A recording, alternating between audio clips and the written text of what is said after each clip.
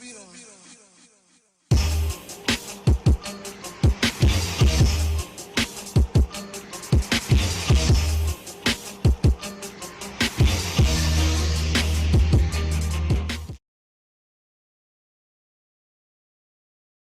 am M. Shy, S dash. I write for BlackSci-Fi.com. I thank you for being here with us on Black Sci-Fi TV. And I want you to just introduce yourself. Take a second. Hi, I'm Ampora Yazdani. I'm the author of T.O.R.N. There's Only Right Now.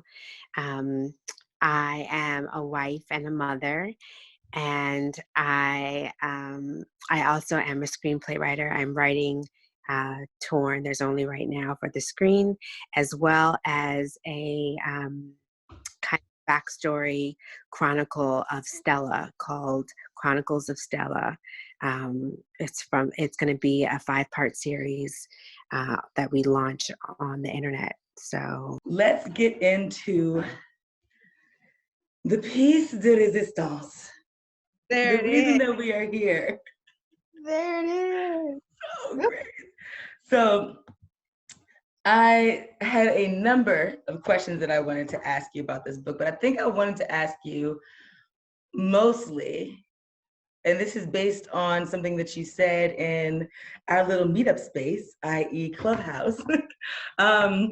You said that this book poured out of you, and that really caught my ear, and it resonated with me. But I wanted to ask you about what circumstances in your life intersected to bring forth this book. Okay, well, first, I started seeing the book as far as images from the book and scenes about 13 years ago. And I knew immediately that I wanted it to be on film. I wanted it to be on screen because that's how it was coming to me. What I realized was that I was reinterpreting events in my life. The death of my parents, the death of my mom, the separation of my parents, the relationship between me and my brother, the relationship between my brother and himself. I made my brother Aisa. Okay.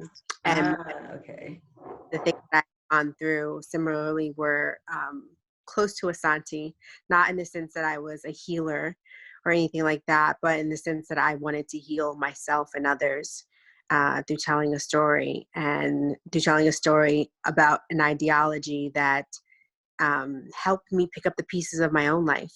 It was only when I read Eckhart Tolle, which was the inspiration for this book, The New Earth and The Power of Now, that I realized that I didn't have to live in the pain of my past. That my parents' death at a young age and then the subsequent death of my younger brother as an adult didn't have to chain me to the past. I also didn't have to worry about my future because it didn't exist because it's only a figment of my imagination, which all things come from. So yeah, that's where the inspiration came from. It definitely was a cathartic from a cathartic place as well. Getting it on the page helped me heal the wounds of my past as well. So. Wow. So that's a lot for me to take in. I did not know these things about you, but I think that of the hundreds of powerful things that I read in this book, I mean, literally every chapter has at least one nugget that makes you sort of almost just really just, pause and sort of, how you just close the book, but you have your thumb in between your page and you got to lean back and be like, wow. And of the most powerful things expressed over and over again as a theme is that we really tether ourselves to this imagined future. And so there's so many themes at play in this book. Can you talk about the title and what that title means to you? There's Only Right Now, T.O.R.N. What is the dichotomy between the acronym and the title? Because it is the most perfect name. And I'm sure you've heard that before, people have come up to you and probably be like, I wish that I had named my book this, because it's so brilliant. So please just take a minute to expound. Well, the ideology of living in the moment, the ideology of all things that are powerful flow through the only thing that really exists, which is right now. We tend to, like you said, tether ourselves to this imagined future or the pain of our past. But it's only in the now that we get to live. It's only in the now that, and especially when we're connected to the now, we're not distracted by, what's going on in the news, what's going on with our family, with drama, with gossip, with sports, with religion, with all the things that I think society uses to dim or keep people from really tapping into what is true about themselves. What is true, and the moment in which their gifts can be free, which is in the now. So my idea was to come up with a story that allowed for the ideology to meet with my imagination, and what if this ideology was something that was passed down from generation to generation, and what if there was an opposite force trying to keep us from this knowledge that would actually set our gifts free and set humanity on a different course. So and then there's the idea of tearing the status quo, tearing the veil, tearing through the Maya or the play in which we all find ourselves in, and allowing the light to come in. So it's kind of like, yeah, there's T.O.R.N, the acronym there's only right now, but it's also tearing through the status quo to a new freedom, to a new humanity. But let's circle back so I don't confuse the viewers out there. Let's just give a brief intro into this protag. This is really like an ideal woman, right? Living her ideal life. She's got her head high, she's got her degrees, she's got all of this trauma that she is certain that she's managed. So obviously I'm talking about Asante. And she is just like, bad. I'm snapping for her as I'm reading her life, even though I'm knowing as a writer that this is about to get disrupted in some way. But I think that what really captures my attention, and maybe I'm just going to speak for a lot of Black women who are trying to pursue anything or have pursued it, is this idea that you can make it and still be really walking on a tightrope.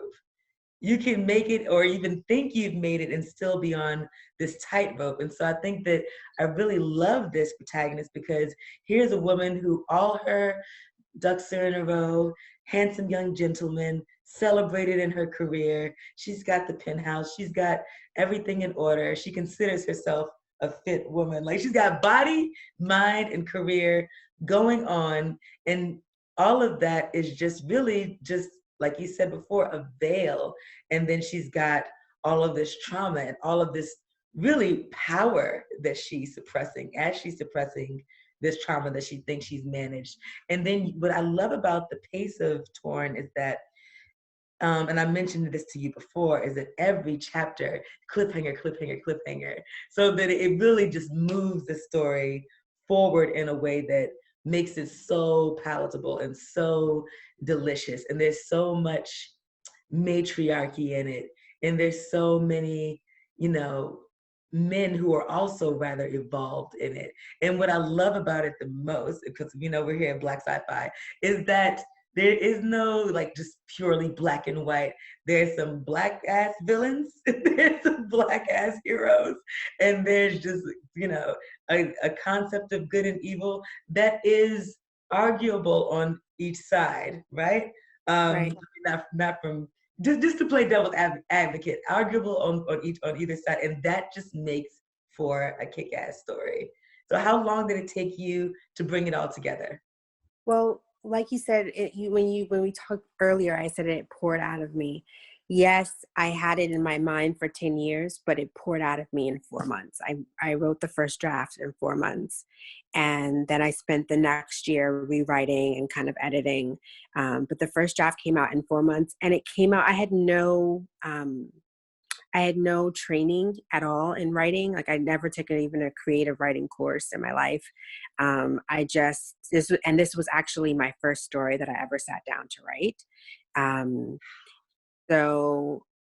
it, like I said, it was pent up, and my process was really just asking what happens next. Like I had a good portion of it in my mind, but then I had to kind of connect the dots and plot and story and character, and I just did it from flow. Like I just was in the moment of it, and it just came out of me.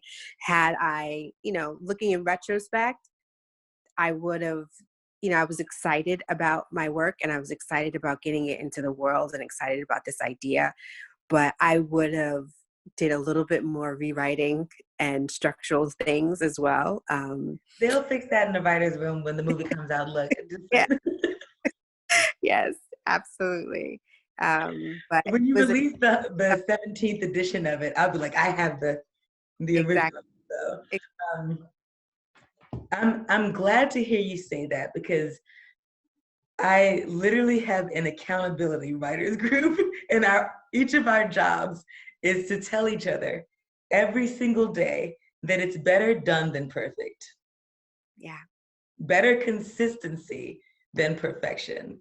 So I think that it's very important for every artist who has produced something that is worth its salt, which this definitely is, to just put that message out there that if you're struggling with, all your ducks being in a row, know that they'll never be in a row. There's never going to really be a perfect time. And so I'm glad that you just sort of did this immense brain dump and rolled it out. And I do have to ask, since you said that you've only recently become, like a wife and mother, was this before or after you had your No, children? Was this in the what, midst of having your children? yeah, I mean, what happened was I moved to LA like 11, 12 years ago. Well, no, my son is 11. So I moved to LA like 12, 13 years ago. And I moved to LA to write this story as a film. And then life happened. I met my husband. I had a child. I got married. I had another child. We had a business. We had another child.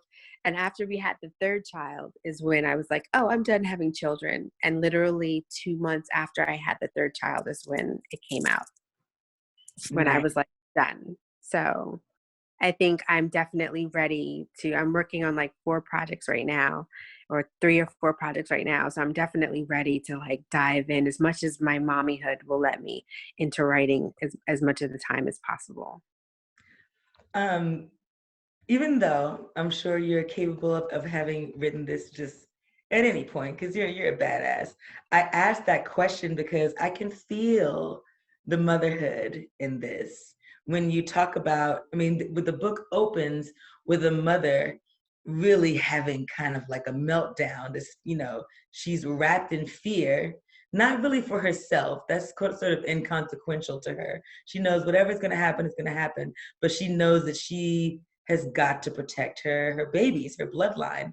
And the intensity with which you like wrote it, it's almost like Dostoevskian, or should I say it's Yazdanian? Because that's where, it's Yazdanian. The way you Yeah. wrote it is such intensity. I'm like, I can feel, the motherhood in it. What is something that, if you can give like one little soundbite or one tidbit that you want people to take away from this story that is soon to be a feature film or miniseries or something grand that they can see visually? But as far as the book, what do you want your readers to take away from T.O.R.N. There's Only Right Now? The one thing that I could want them to take away from it, it's kind of in the title, like there's no moment like right now to get it done, to do your best, to be your best, to live in your truth, to live in your gifts. There's no amount of distraction. There's no amount of money. There's no amount of just tangible things that we want that are going to fulfill or they're going to fulfill the void of not knowing who you are. And the only way to find that is in the now. The only way to find your perfect purpose is in the now. So pay attention to the moment, get in the moment, that's kind of what I'm all about. Get in the moment and see what's under there, see what's in there, see what flows through, because most of the time it's love. And that is the greatest power that there is in the universe. And it can move mountains. I love it. I love it. Speaking of love, I love it. I love you, Ampora, even though we are newly met. Ampora Yazdani. The book is T.O.R.N. It's only right now. Please share your socials with us right now, your social media. It's all the same. Yazdani Mami, YAZDANIMAMI, on Twitter, on Instagram, Clubhouse, Nice. Facebook. All right. So I know we're still. Oh, go ahead. I'm sorry. I just wanted to say thank you so much for this opportunity. I loved being here. I love talking about the book, and I just love that what you guys are doing and the work that you guys are doing. So thank you so much. Thank you for the work that you've done.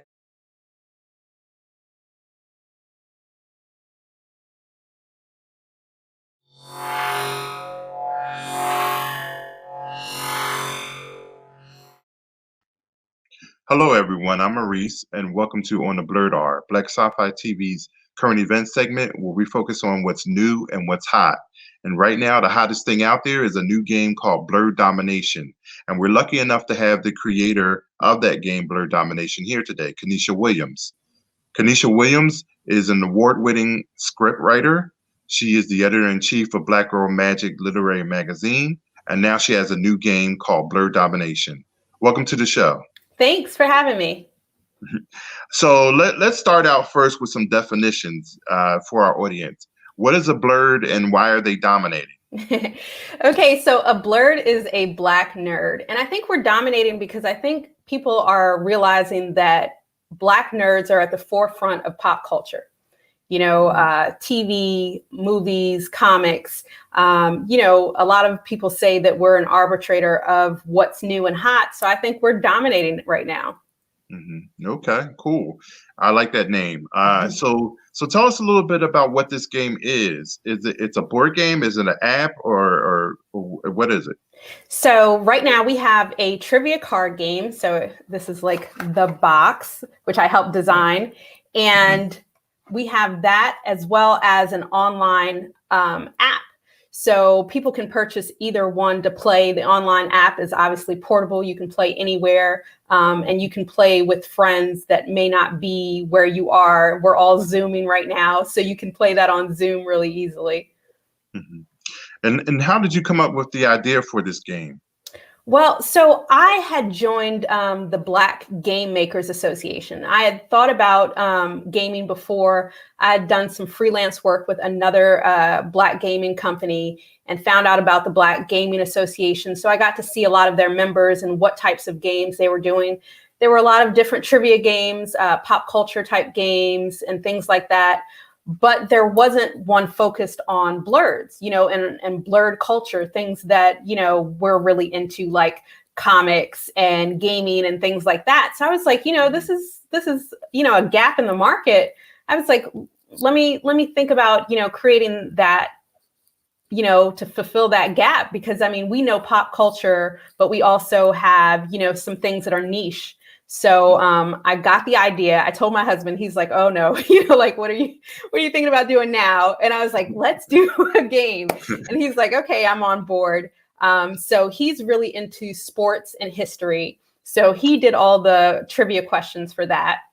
Mm-hmm. And then at New York Comic-Con 2 years ago now, with COVID, it's like hard to see what time it is. But 2 years ago, I was actually freelancing for Black Sci-Fi at Comic-Con, and I met another blerd named Antonio Pomares, and he is like a comic expert, So I call him my comic guru and my comic pusher because he was always recommending comics for me to read and, hurting my pockets with, me buying them every week.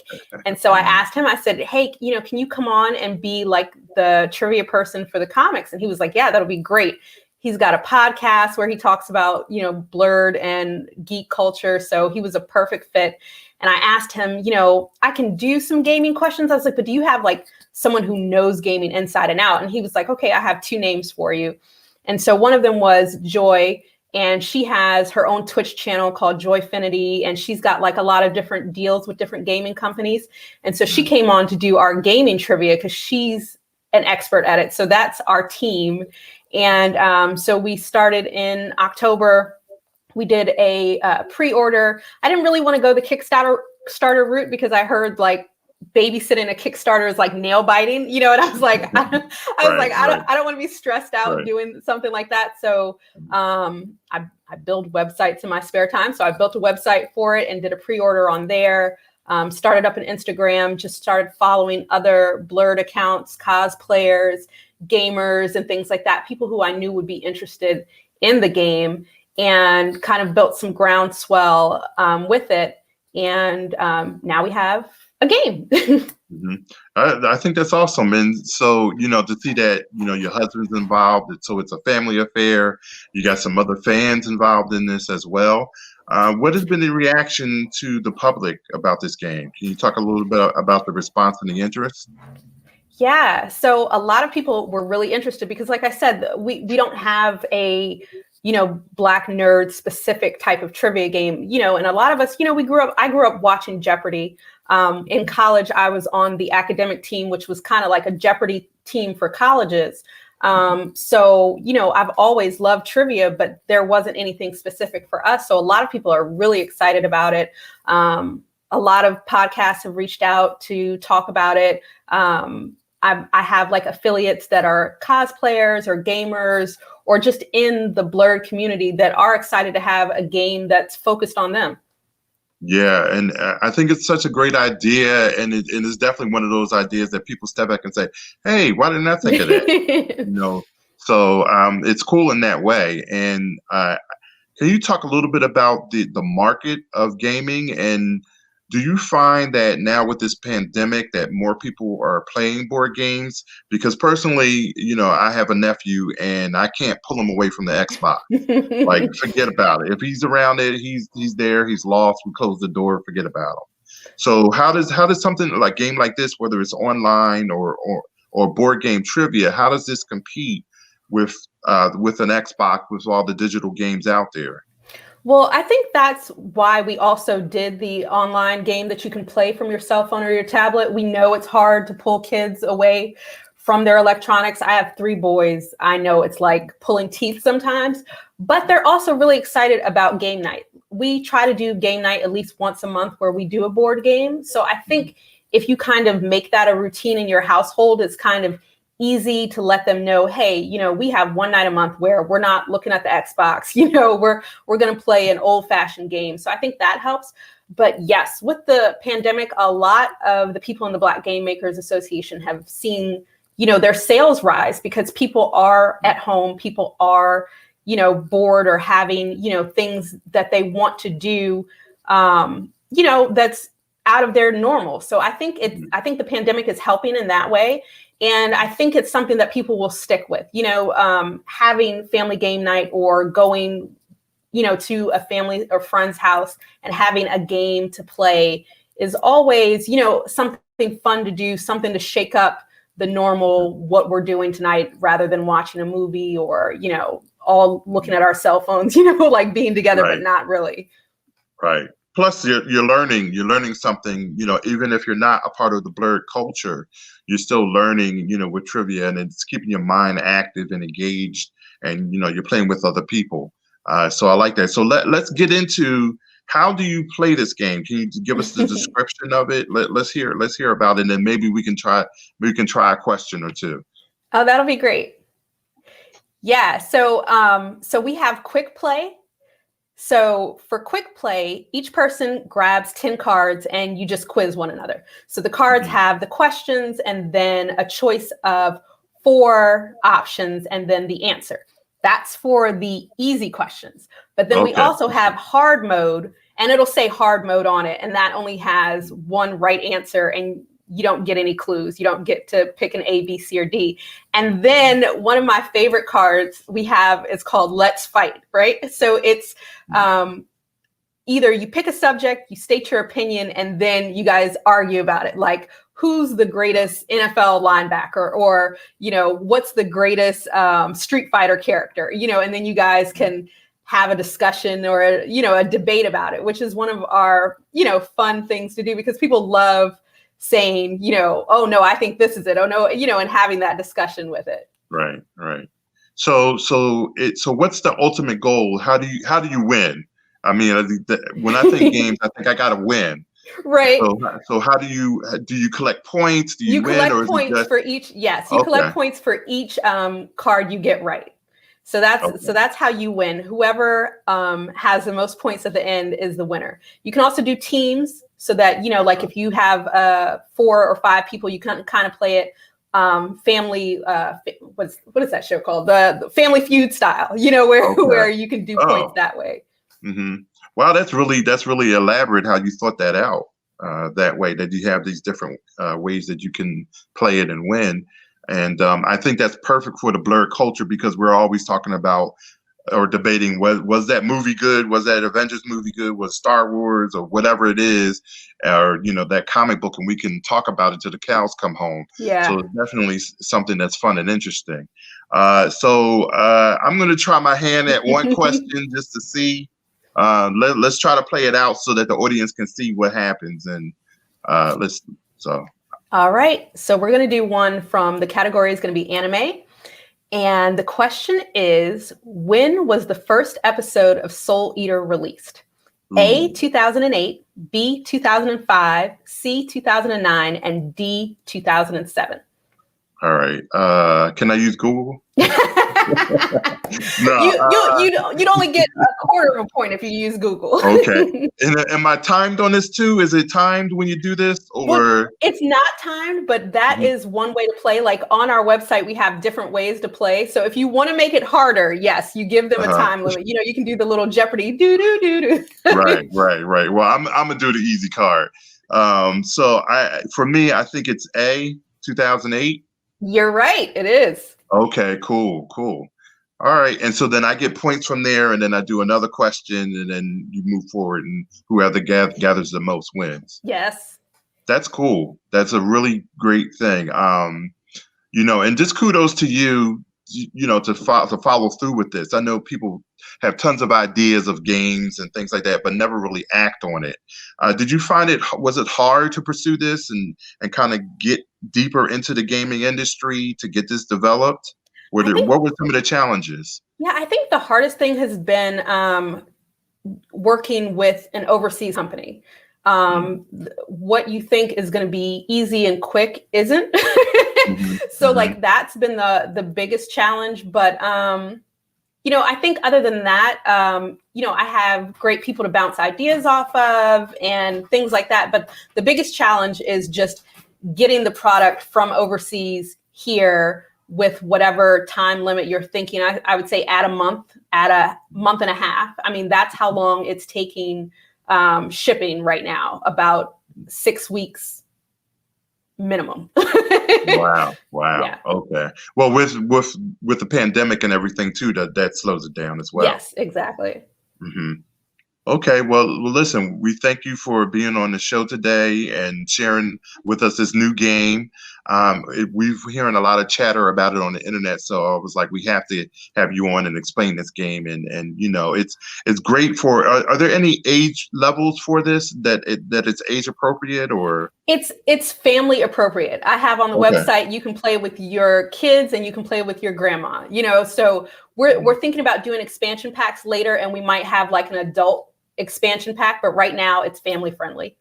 Okay, awesome. So thank you so much again. This is Kenesha Williams, the creator of Blerd Domination, and we're going to let you go now and continue on your conquest on dominating. Thank you so much. Take care.